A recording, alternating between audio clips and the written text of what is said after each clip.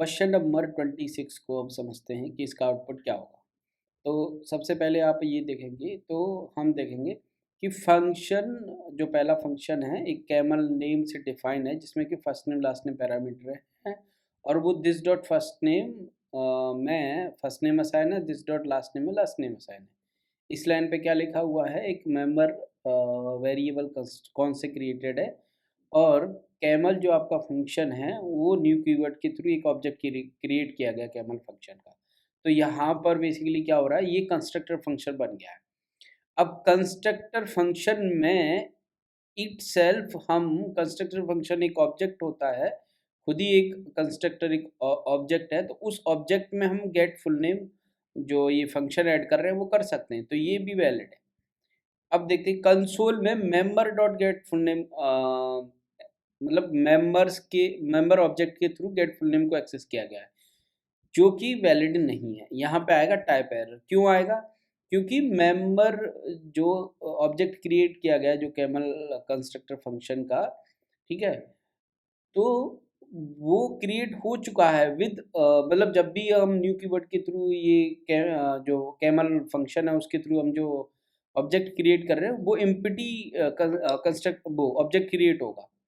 तो ये मेंबर जो है इसके अंदर एम्प्टी ऑब्जेक्ट क्रिएट हो चुका है, ठीक है। अब एम्प्टी ऑब्जेक्ट क्रिएट हुआ है बट यहाँ पे जो कंस्ट्रक्टर फंक्शन है उसमें फर्स्ट नेम लास्ट नेम में ये वैल्यूज पास करी गई, तो इसके थ्रू ये इसमें मेंबर में सिर्फ फर्स्ट नेम और लास्ट नेम है, ठीक है। बट कंस्ट्रक्टर फंक्शन में itself get full name add किया गया है, तो इसको camel dot first get full name तो हम एक्सेस कर सकते हैं, बट मेंबर डॉट ये फुल नेम नहीं कर सकते। इस वजह से इसमें आएगा टाइप एरर। तो यहाँ लिख देते टाइप एरर। नेक्स्ट चलते हैं। तो नेक्स्ट क्वेश्चन नंबर 27 में थोड़ा सा डिफरेंस है, इसको देखेंगे। तो ये कंस्ट्रक्टर फंक्शन है, ठीक है। उसके बाद इस लाइन पे क्या डिफाइन है, लीडिया जो वेरिएबल नेम है उसमें ये कैमल जो फंक्शन है उसका ऑब्जेक्ट क्रिएट कर रहे हैं, ठीक है।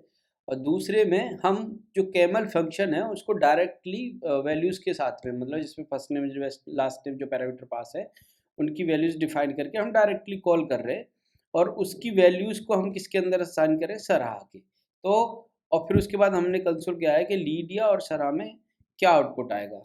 तो आप सोचिए जब तक मैं आउटपुट लिखता हूँ। तो देखो इस लीड या लाइन का आउटपुट तो ये आएगा, इसमें एक ये कैमल नाम का ऑब्जेक्ट क्रिएट होगा with parameter like first name में आ जाएगा तुम्हारा ये रोहित, ठीक है, और लास्ट नेम में आ जाएगा तुम्हारे सिंह। अब ये भी मैं एक्सप्लेन करूँगा कि क्यों होगा ऐसा, ठीक है। ये आ गया इसका पहली लाइन का तो आउटपुट ये है और दूसरी लाइन से रहा का आउटपुट होगा अनडिफाइंड, ठीक है। अब जैसे मैंने प्रीवियस वाले क्वेश्चन में बताया था कि कैमल जो फंक्शन है उसका हम कंस्ट्रक्टर फंक्शन यानी कि कंस्ट्रक्टर फंक्शन है उसका न्यू ऑब्जेक्ट क्रिएट करें, तो न्यू ऑब्जेक्ट हमेशा एम्प्टी ऑब्जेक्ट क्रिएट होता है, बट एज हमने यहाँ पे ये वैल्यू पास कर रखी हैं और दिस जो है वो इसके रेफरेंस को मतलब रेफर करेगा। तो इसमें जो कंस्ट्रक्टर जो ऑब्जेक्ट क्रिएट होगा उसमें first name last name properties के साथ में ये कैमल जो ऑब्जेक्ट है वो रिटर्न करेगा। तो कैमल में ये फर्स्ट नेम और लास्ट नेम रिटर्न होंगे, लेकिन इसको एज ए डायरेक्ट फंक्शन की तरह कॉल किया हुआ है। तो यहाँ देखेंगे तो यहाँ पे this dot first name last name में इसके स्कोप में ये असाइन किया है, बट फंक्शन मतलब कुछ रिटर्न नहीं कर रहा, ठीक है। और इसको असाइन किया सरा में, जब फंक्शन कुछ रिटर्न नहीं करता है तो क्या रिटर्न करता है, वो अनडिफाइंड रिटर्न करता है। तो इस वजह से इस लाइन का आउटपुट होगा अनडिफाइंड। और क्वेश्चन नंबर 28 देखते हैं। तो क्वेश्चन नंबर 28 में सिंपल सा क्वेश्चन है, what are the three phase of event propagation. तो इवेंट प्रोपिगेशन में हमेशा याद रखना जो थ्री फेज होते हैं वो होते हैं answer number D, answer D, capture, target and bubbling. तो बेसिकली और इसको अगर कभी याद रखना है तो ऐसे रख लो CTB, CTB मतलब कैप्चर टारगेट बबलिंग। तो जब भी अगर कोई इवेंट परफॉर्म होता है, जैसे क्लिक इवेंट का अगर ले, तो सबसे पहले टॉप टू बॉटम चलता है, मतलब टॉप से मतलब उस इवेंट की कैप्चरिंग चलती है। फिर कैप्चरिंग मान चलो वो बिल्कुल चाइल्ड एलिमेंट तक पहुंच गया, फिर वहां से ये टारगेट एलिमेंट को अप्रोच करता है, ठीक है। तब उसके बाद में ये बबलिंग स्टार्ट होती है, तब वो बबलिंग स्टार्ट होकर के रूट एलिमेंट तक पहुंचती है। इस वजह से आंसर इसका होगा डी। क्वेश्चन नंबर 29 है, all object have prototypes, answer true और फॉल्स। तो मेरे हिसाब से आंसर फॉल्स है। क्यों आंसर फॉल्स है? कि यस आई नो, और आप भी जानते हो कि जावा स्क्रिप्ट में हर ऑब्जेक्ट में एक प्रोटोटाइप होता है, एक्सेप्ट बेस ऑब्जेक्ट। तो जो बेस ऑब्जेक्ट होता है उसमें प्रोटोटाइप नहीं होता है, ठीक। Question number 30, what should be the output. क्या है क्वेश्चन? एक फंक्शन है सम, जिसपे ए एंड बी पैरामीटर के साथ में रिटर्न में क्या मिल रहा है, ए प्लस बी रिटर्न में मिल रहा है। अब यहाँ क्या किया है, सम फंक्शन को कॉल किया है with parameter of 1 and string 2। तो इसका आंसर क्या होगा? आंसर होगा इसका 1 2। अभी यहाँ पे इसको प्लस नहीं करेगा वो, क्योंकि ये स्ट्रिंग इन्होंने पास करी है, तो यहाँ पे टाइप कन्वर्जन हो जाएगा, और स्ट्रिंग में अगर हम किसी दूसरे नंबर या किसी वैल्यू को ऐड करेंगे तो वो स्ट्रिंग ही बन जाएगा। तो इस वजह से आंसर इसका होगा 1 2। अब देखते हैं question number 31, what should be the output. देखिए क्या होगा आउटपुट। एक वेरिएबल लिया नंबर, जिसको 0 से असाइन किया।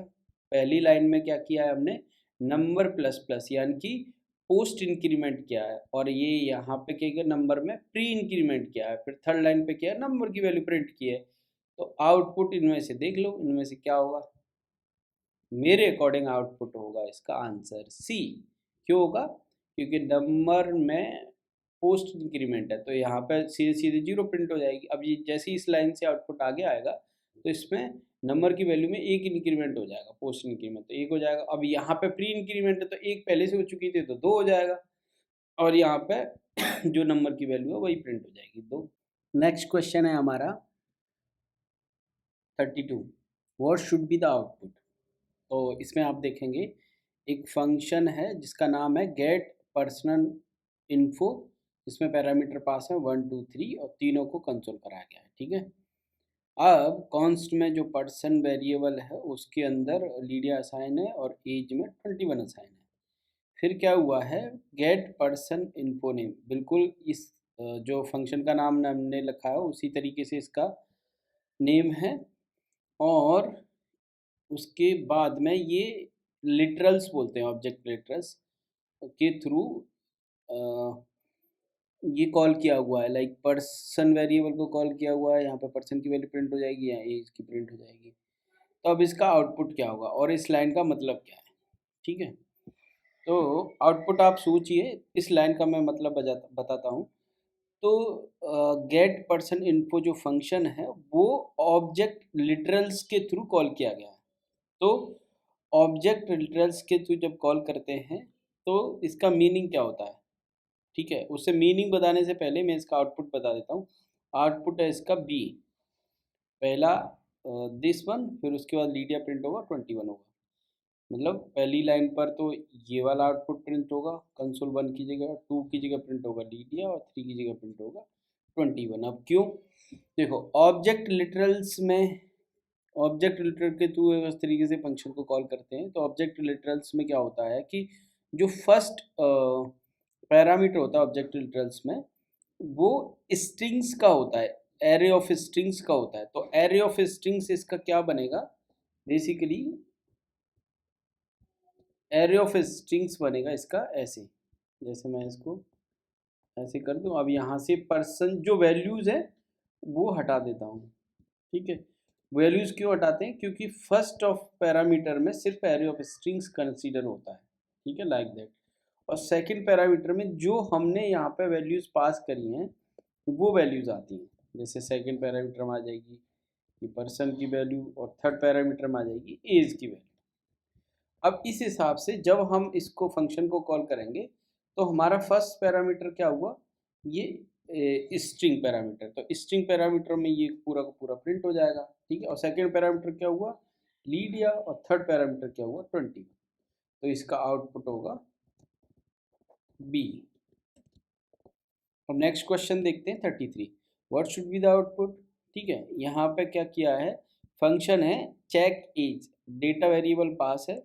इफ कंडीशन में डेटा वेरिएबल को एक ऑब्जेक्ट से कंपेयर किया हुआ है, जिसका ऑब्जेक्ट में एक प्रॉपर्टी है एज, जिसकी वैल्यू है 18। कंसोल में प्रिंट है you are an adult.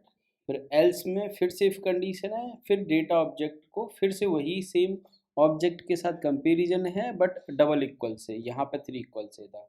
Value क्या प्रिंटेड है, you are still an adult. ठीक है, एल्स में क्या है, लास्ट में कंसोल में प्रिंट है हम्बे you don't have an edge I guess.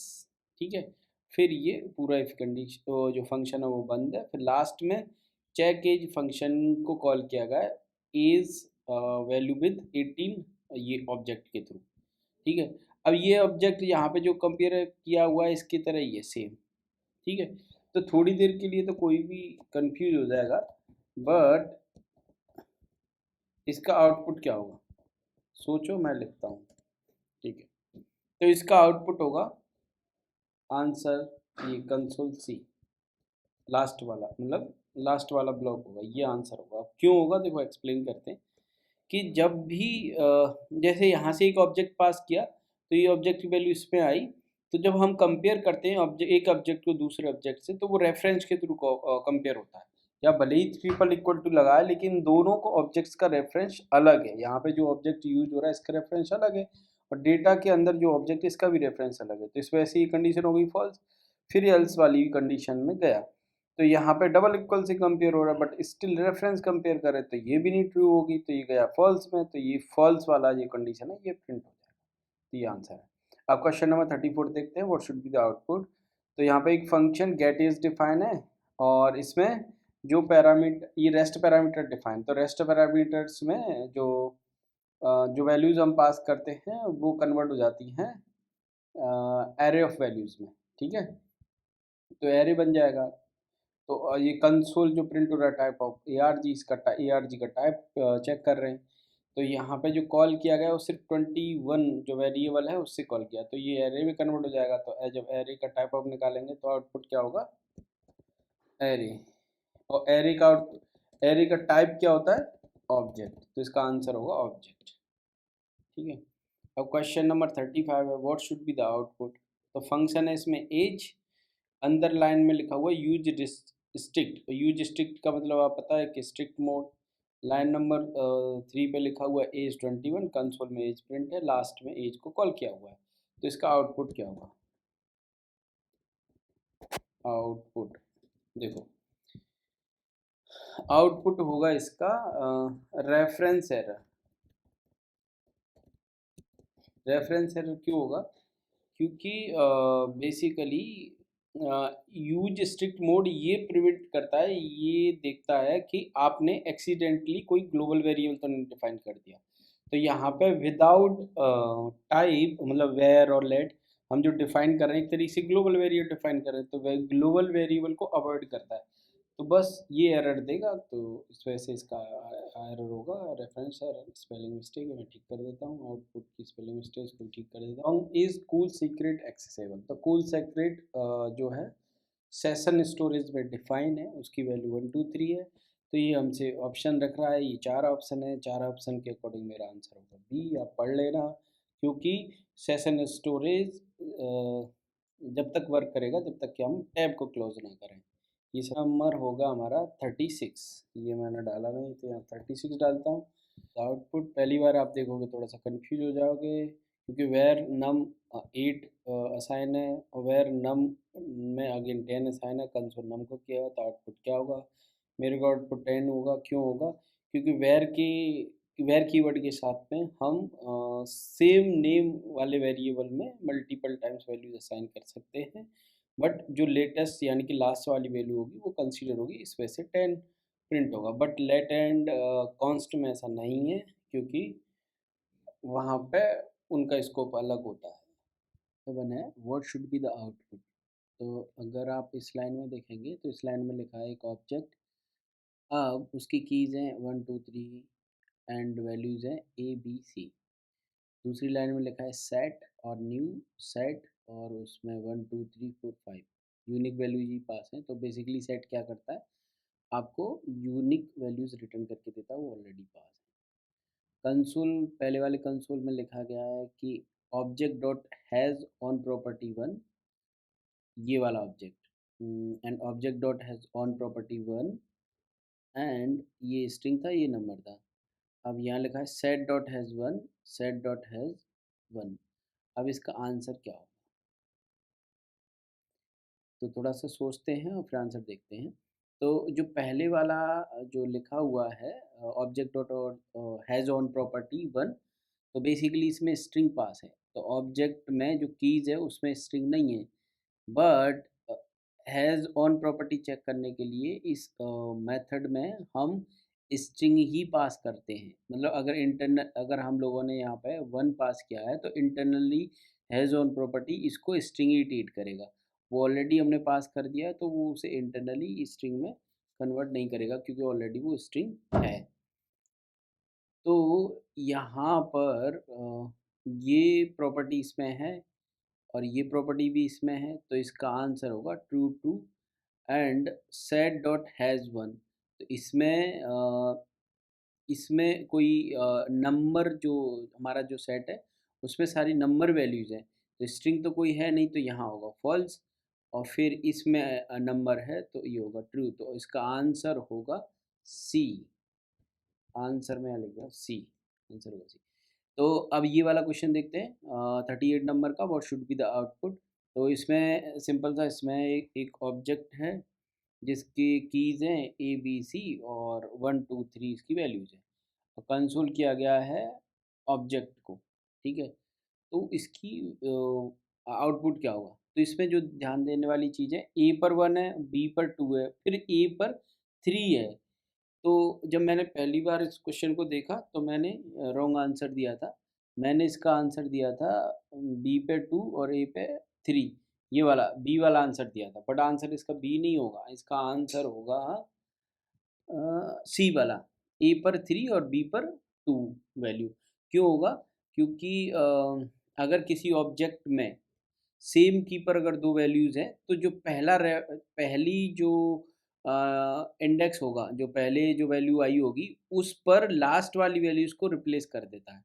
तो ए पर 3 रिप्लेस हो जाएगी इसकी वैल्यू, तो क्योंकि कीज़ सेम है, तो इस वजह से इसका आंसर होगा सी। अब 39 वाला क्वेश्चन देखते हैं। तो the JavaScript global education context creates two things for you, the global object and the this keyword. तो अगर कंटेक्स्ट ग्लोबल एजुकेशन को समझें तो जावा स्क्रिप्ट बेसिकली हमारे लिए एक तो ग्लोबल ऑब्जेक्ट क्रिएट करता है, एक दिस कीवर्ड। तो इसका आंसर है ट्रू, आंसर है इसका ए।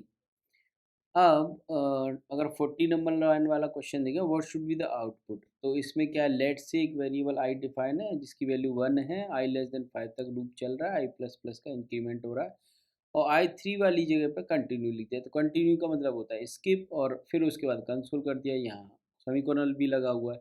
तो इसका प्रिंट क्या होगा, 1 प्रिंट हो जाएगा सबसे पहले, ठीक है, पहली बार लूप चलेगा तो 1 प्रिंट होगा, तो 1 सब में प्रिंट है, फिर दूसरी बार 2 प्रिंट होगा, 2 प्रिंट है।